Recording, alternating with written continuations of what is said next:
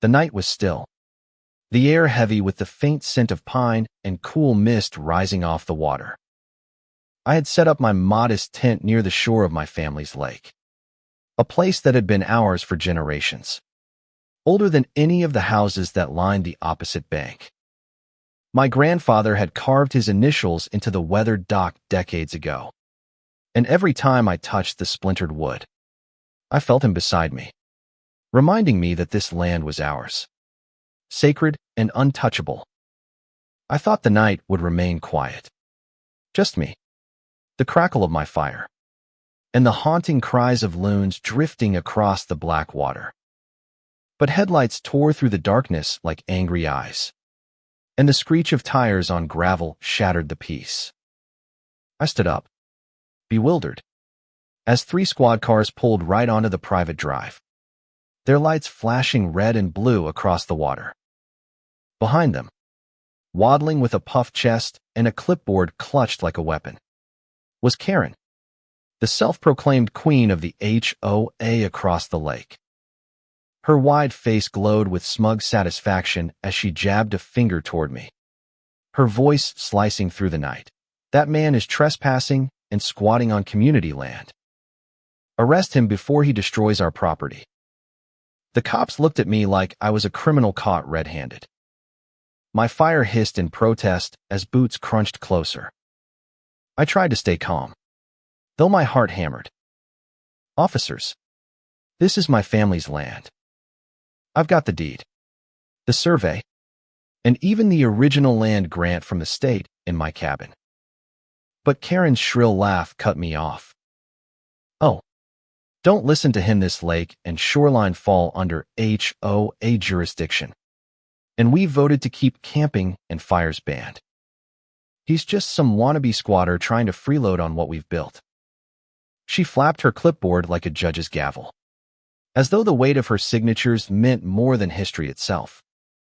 The officers hesitated, hands resting on their belts, one of them already reaching for handcuffs. I felt fury rising but forced myself to breathe. I had been waiting for this, almost sensing Karen's scheming from the moment she saw me pitch the tent earlier that evening. She had warned me once before with veiled threats about our community bylaws. Tonight, she brought the war to my doorstep. "Check your maps," I said firmly, pointing toward the old fence line hidden beneath the trees. "Everything from that fence to the water is mine. Always has been. Her HOA doesn't extend 1 inch beyond the asphalt of that cul-de-sac." The younger officer frowned, doubt flickering in his eyes.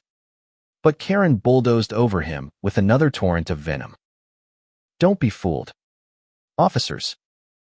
People like him always lie. I've been president of the HOA for 12 years. I know every inch of this neighborhood. He's just trying to pull one over on us. Arrest him now, before this escalates."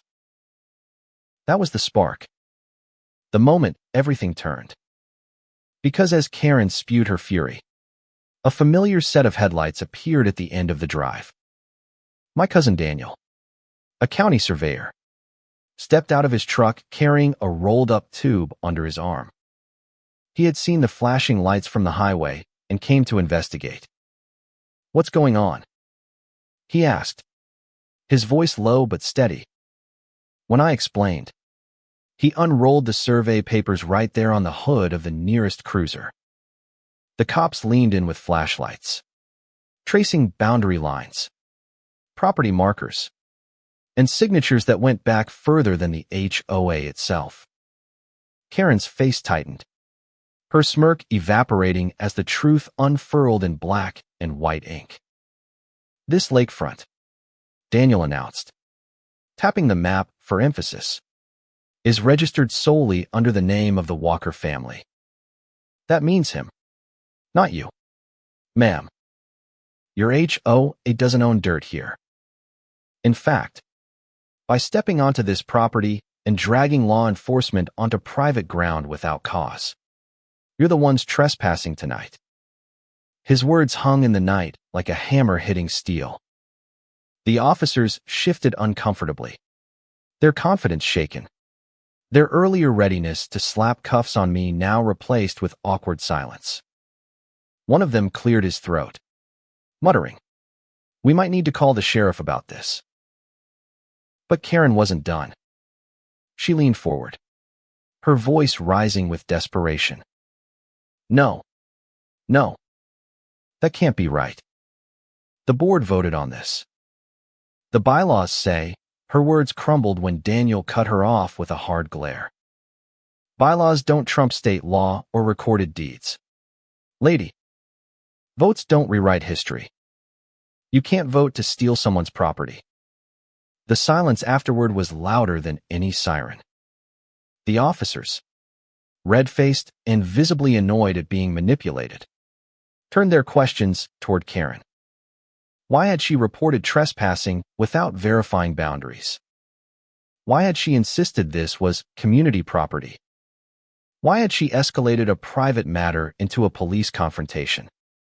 She stammered, tried to cover, then finally snapped. Because he shouldn't be here.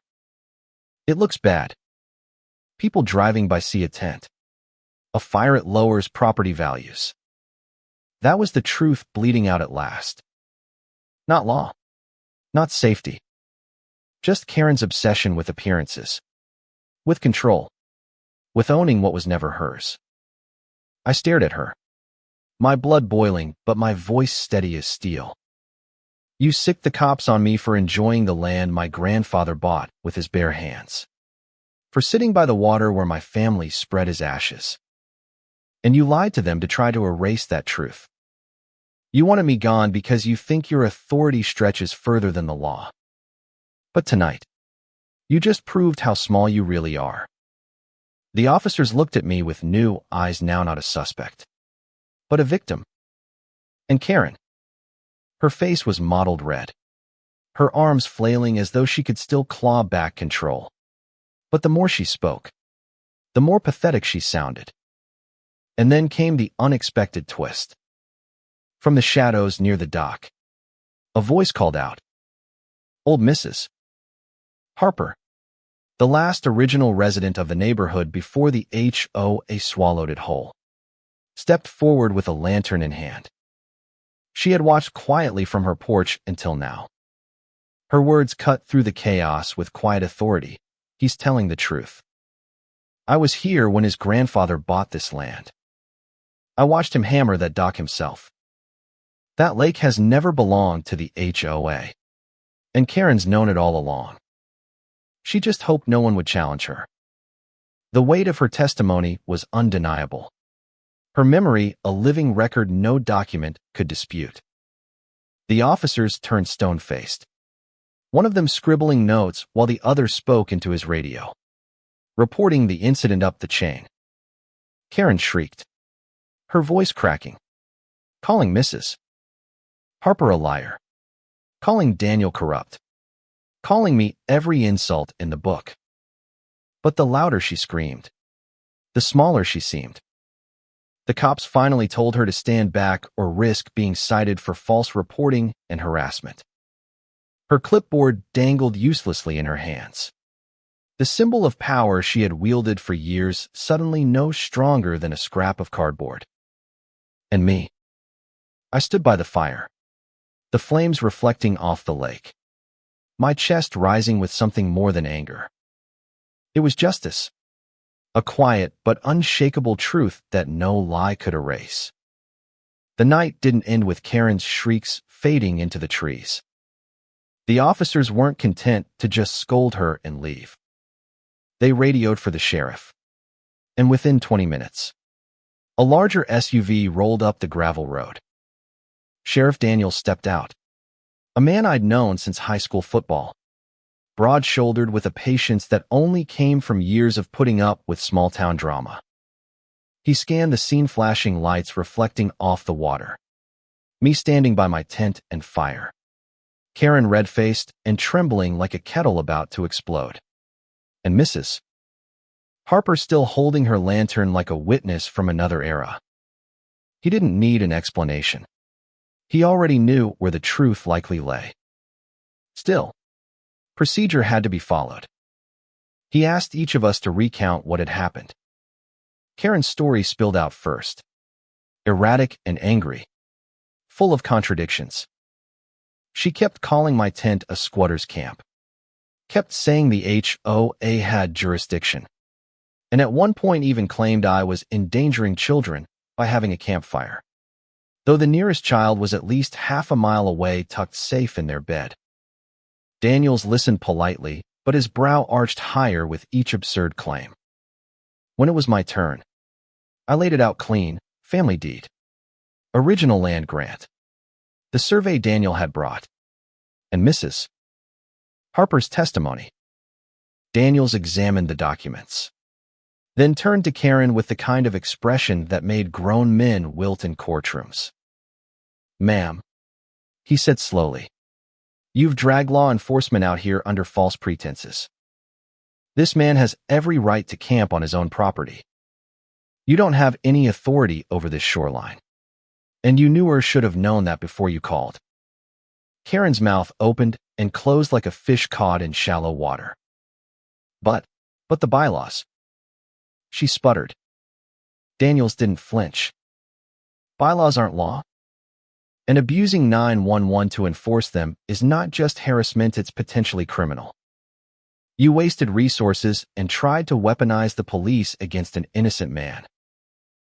The deputies stiffened, their embarrassment clear. They had nearly cuffed me because of Karen's lies. And now the sheriff was spelling out how dangerous that could have been. Karen tried to pivot, tears suddenly springing into her eyes as if she could melt the moment into pity. "I was just trying to protect the neighborhood. I thought I was doing the right thing. You can't blame me for wanting safety." But Mrs. Harper cut her down with a voice firm despite her age. "You weren't protecting anyone, Karen. You were protecting your power. I've lived here longer than you've been alive, and I've watched you bully people out of their homes with threats and fines. Tonight you crossed the line." Her words landed like stones skipping across the water, echoing with painful truth. The sheriff nodded gravely. "Enough. Ma'am, you'll be cited tonight for false reporting and trespass. Further investigation may follow if we uncover more misuse of authority." Karen gasped as though slapped, sputtering about lawsuits, about how she'd ruin me, about how everyone would see her side. But her voice shook now, and no one looked convinced. The deputies handed her a pink slip of citation paper, and she clutched it like it burned her hand. The authority she once flaunted was gone, and the realization settled heavy on her like the humid air. When the cruisers pulled away, leaving only Daniel's truck and Mrs. Harper's lantern light, the lake seemed to breathe again. The water lapped calmly against the dock, and the fire's glow softened into something almost peaceful. I thanked Daniel and Mrs. Harper, gratitude welling in my chest. Daniel shrugged, smiling faintly. "I told you she'd overplay her hand someday. You just had to stand your ground." Mrs. Harper squeezed my arm. "Your grandfather would be proud. Don't let her or anyone else ever take this place from you." Her lantern bobbed as she turned back toward her porch, the old dock creaking under her steps, a reminder of generations watching and waiting for someone to defend what mattered.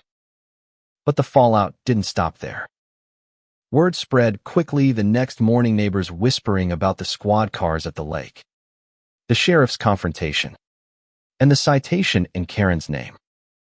For years, she had ruled the HOA with iron fists disguised as community newsletters and bylaws no one had agreed to, but everyone feared. Now, her power was cracked. Homeowners who once nodded quietly at her rants suddenly spoke louder. At the next HOA meeting, voices rose against her. If she lied about the lake, what else has she lied about? Why are we paying fines we never voted for? She can't use police like her private army. One by one, her supporters slipped away, and her clipboard, a weapon she once wielded like a sword, looked pathetic in her trembling hands. Within a month, Karen was forced out as president. The board dissolved half its so-called bylaws, admitting they had no real legal teeth. Some neighbors even came to me apologizing for staying silent too long, admitting they'd been afraid to speak. I didn't hold grudges. Fear does strange things to people, but courage spreads faster when someone finally pushes back. And maybe, in my stubborn refusal to bow, they saw that they could rise too. The greatest twist came when the county clerk's office, prompted by Daniel's report, opened an inquiry into the HOA's finances. What they uncovered wasn't just mismanagement, it was a web of self-dealing contracts, inflated maintenance fees, and hush payments to silence dissenters. Karen hadn't just lied about my land. She had profited off her neighbors for years. Now her downfall was complete. She faced court not with a clipboard, but with an indictment. Her arrogance stripped bare under fluorescent lights. Watching her shuffle into the courthouse months later, shoulders hunched, was a far cry from the woman who once stood puffed up on my driveway, declaring dominion over my family's lake. And me. I rebuilt the dock, stronger and wider, placing a new wooden sign at its entrance with my grandfather's words burned into it: "This land endures." Neighbors came down often now, some to fish, some to share stories, some just to sit by the water and breathe without fear of fines or harassment. The lake became what it was always meant to be: a place of peace, of memory, of belonging. Sometimes at dusk, I sit by the fire again, the flames dancing as loons cry in the distance, and I think about that night, about how close I came to being hauled away in handcuffs on my own land, about how lies almost eclipsed truth. But I also think about the sheriff's steady words, Daniel's rolled-up survey, Mrs. Harper's lantern, and the quiet courage of neighbors finally finding their voice. It reminds me that justice doesn't roar, it starts small, steady, like ripples across water, spreading until it changes the whole surface. Karen wanted control, but she ended with nothing but ashes of her own making. I wanted peace, and by fighting for it, I found something more: community, solidarity, and the echo of my grandfather's pride in the wind across the water. So now I ask you, was I right to stand my ground, to fight back even when she called the cops? Or should I have just given in to keep the peace? Share what you think, because this story isn't just about me. It's about anyone who's ever been bullied by power, and the choice to resist or surrender.